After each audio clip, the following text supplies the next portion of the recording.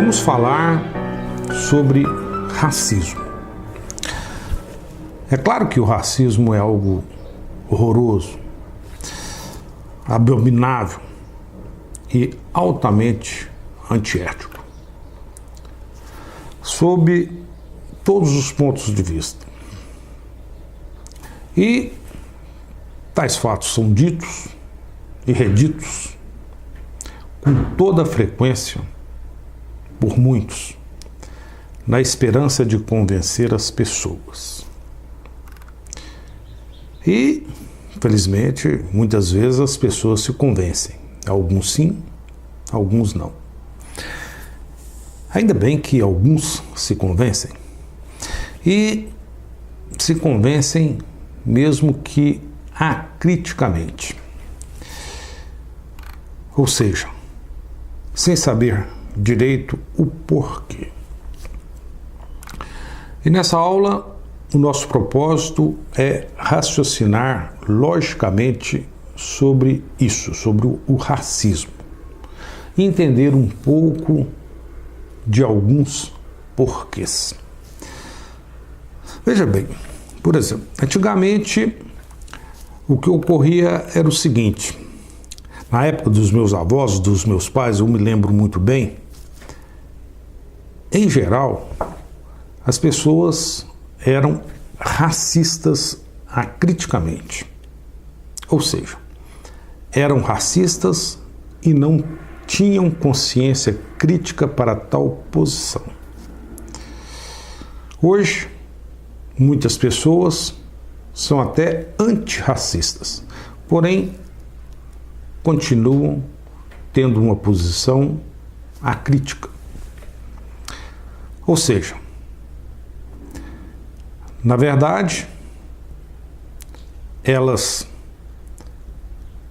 são antirracistas, mas não sabem exatamente o porquê que tal posição é a posição mais acertada.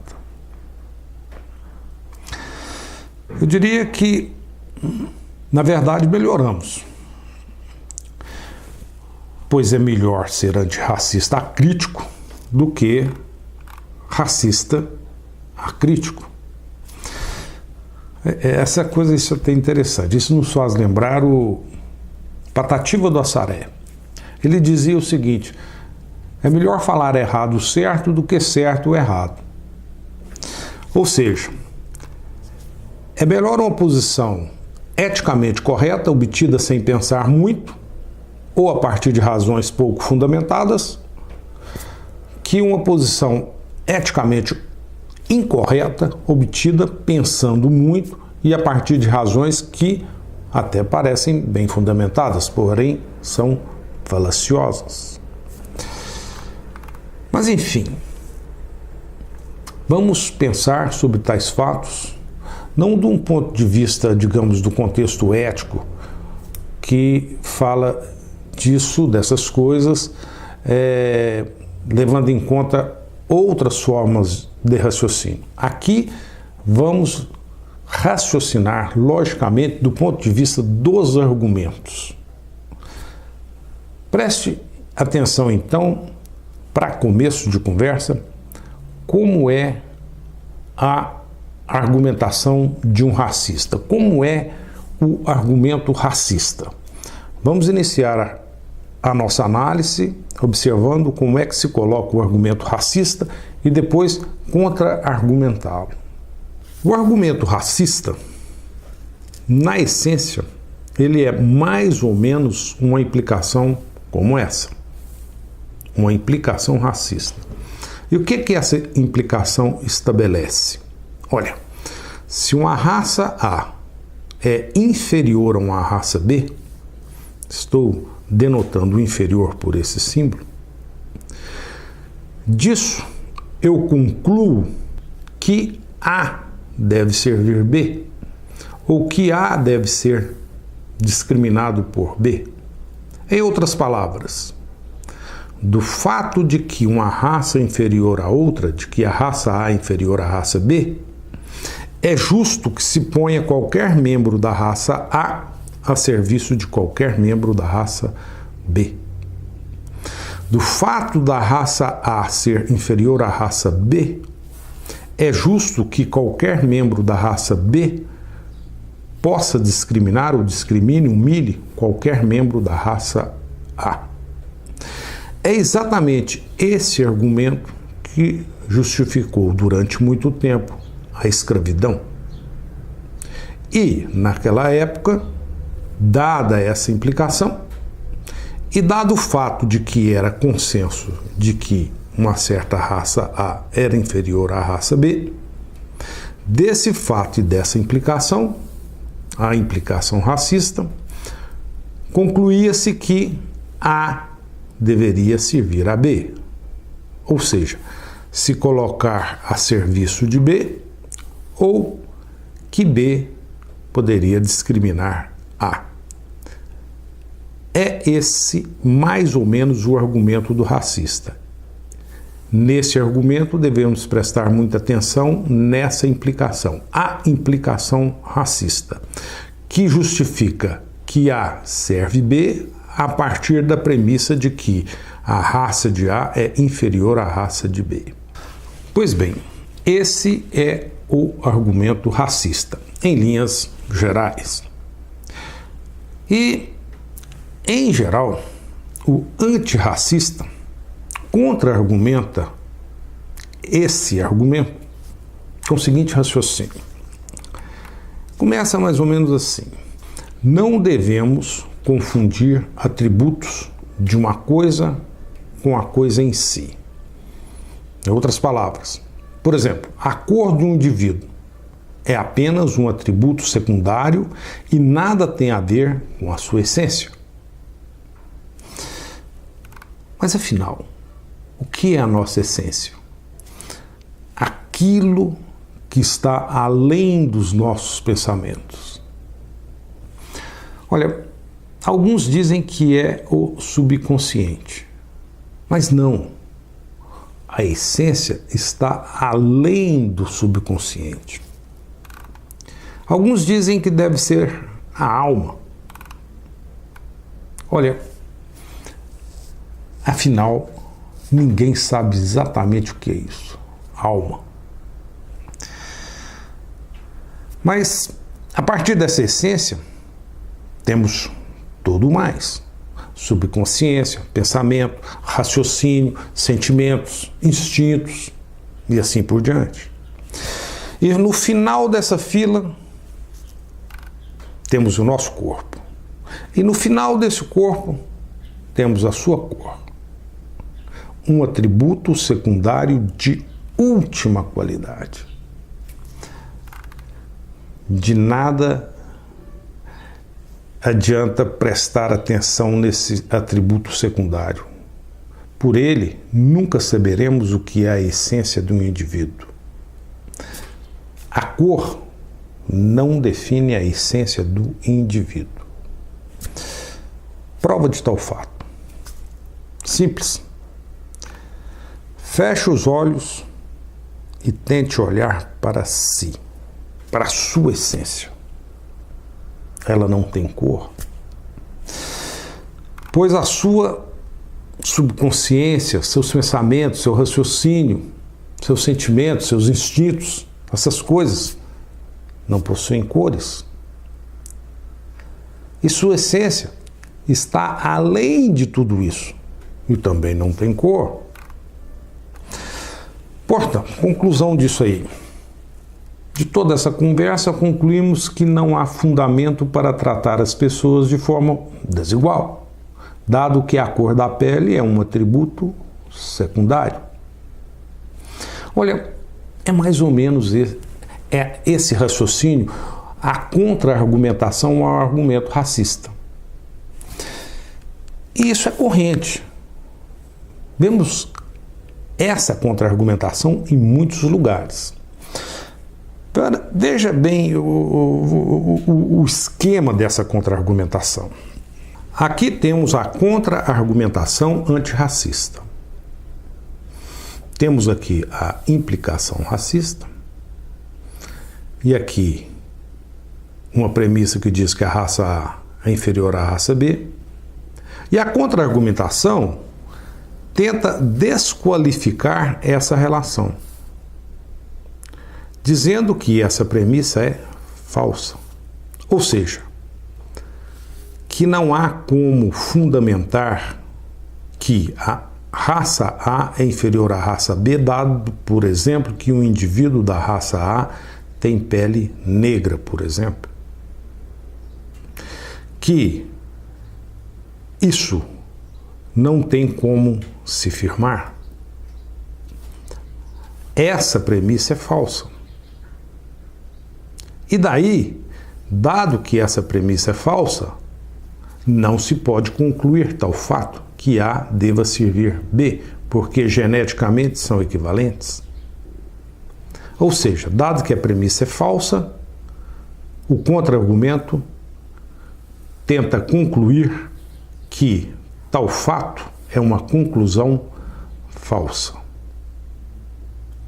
Onde está o defeito desse contra-argumento, dessa contra-argumentação racista? É isso que devemos deixar claro. A contra-argumentação racista, nessa contra-argumentação, a implicação racista fica intocada. A implicação racista continua intocada. A contra-argumentação foca apenas na premissa. O contra-argumento não ataca a implicação racista. E o argumento racista continua soberano, do mesmo jeito. Portanto, pela contra-argumentação antirracista, as pessoas são geneticamente equivalentes, logo, não devem ser tratadas com discriminação. Ou seja, grupo algum deve estar a serviço do outro, dado a sua cor da pele, por exemplo.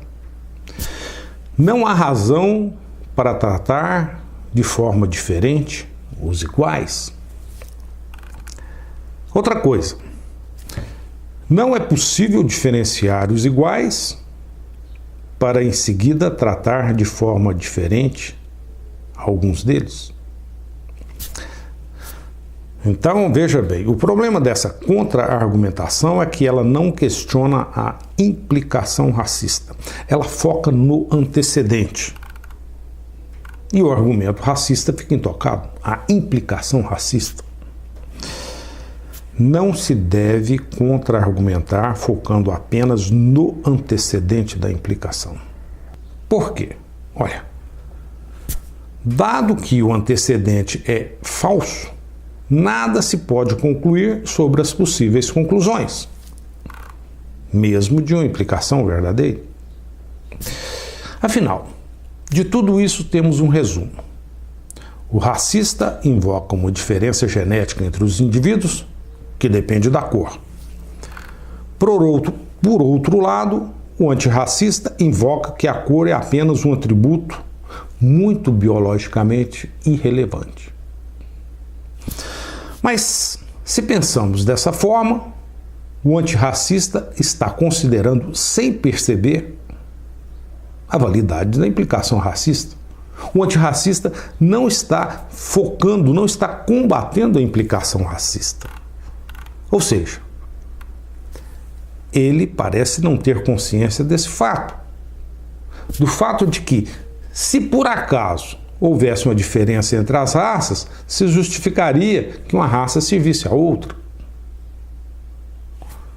A implicação racista continua intocada. Veja uma outra contra-argumentação que destitui a implicação racista. Essa sim. Uma contra-argumentação que ataca a implicação racista, mostrando que ela prega o desrespeito. É antiética. Temos nessa folha uma contra-argumentação antirracista, que ataca a implicação racista, desqualificando-a, mostrando que ela é falsa. Por quê? Olha, a grosso modo, a argumentação racista, ela estabelece o seguinte: raça A menor que raça B implica que A deva servir B. Pois bem, suponha que, num caso mais geral, B signifique humanos e que A signifique a raça dos cães. Puxa, todos nós sabemos que, de um ponto de vista genético, por várias razões, parece que os cães formam uma raça inferior à raça humana. Mas do fato de os cães formarem uma raça inferior à raça humana, isso não implica dizer que necessariamente os cães se devam colocar a serviço dos homens, ou que seja permitido aos homens desrespeitar os cães. Não é isso. Deve haver respeito, mesmo por um cão. E todo mundo que tem um cão sabe muito bem disso. Considere uma outra situação. Essa raça A é uma raça humana, mas A é o conjunto das crianças. Ou A é o conjunto dos idosos. Parece também razoável imaginar que criança, sob vários aspectos, é inferior às pessoas adultas. Ou que idosos, sob vários aspectos, também são inferiores aos adultos. Um idoso de 100 anos mal se locomove, é inferior aos adultos normais. Mas mesmo tendo tal premissa, isso não implica que um adulto normal lhe seja permitido desrespeitar uma criança ou um idoso. Muito pelo contrário, dado que há a inferioridade, o que se conclui é que aquele que é superior deva respeitar aquele que é inferior. Ou seja, o adulto normal deve respeitar o seu pai, a sua mãe, idosos. O adulto normal deve respeitar o seu filho, uma criancinha de colo, que nem sabe mesmo se locomover, não anda. Seguindo esse raciocínio, desse lado de cá, podemos pôr a natureza. As árvores, os rios, a natureza como um todo, podemos imaginá-la sendo algo que não tem a cognição humana. E por isso, uma árvore parece ser algo de uma raça, digamos, inferior à minha. Mas daí, isso implica que me é permitido desrespeitar a natureza? Cortar árvores de qualquer maneira, ao meu bem querer? Não. Tenho que respeitar a natureza. É necessário respeito à natureza, respeito aos idosos, respeito às crianças, respeito aos animais. É necessária consciência ecológica, consciência humana, consciência aos animais. Enfim, a implicação racista, ela deve ser falsa, ela é antiética, porque ela prega o desrespeito generalizado. Conclusão disso tudo: racismo implica desrespeito, não respeito. O respeito implica não racismo. Então, qualquer um que tenha um mínimo de sentido ético, ele não é racista. Ser racista implica não ter consciência ética. Em relação ao racismo, o que mais poderíamos falar? Antes de avaliar o outro, se coloque no lugar dele. Não o veja apenas como um atributo que tem certa cor, mas como alguém que tem uma alma, como você. Veja o outro na sua essência. É dessa forma que poderemos compreendê-lo melhor. E é dessa forma que ele o verá também na sua essência? A minha cor é um atributo secundário. O que sou, o que raciocino, por exemplo, nessa aula, está lá dentro de mim. Não é a minha cor que está raciocinando.